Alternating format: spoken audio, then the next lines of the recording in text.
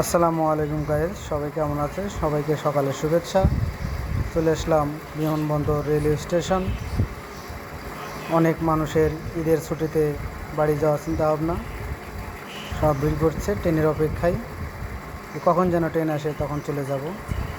অবশেষে আমাদের নীলসাগর এক্সপ্রেস সিলহাটি এয়ারপোর্টে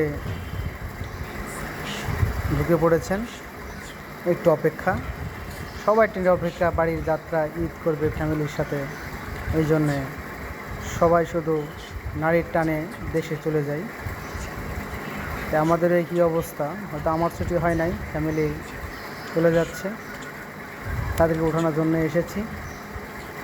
ঈদের মধ্যে চাপ হবে, যাওয়া হবে না, এই জন্য আগেভাগে তাদেরকে পাঠিয়ে দেওয়া। সবাই দোয়া করবেন, এরা যেন ভালোভাবে বুঝতে পারে। ঠিক আছে গাইজ, আল্লাহ হাফিজ।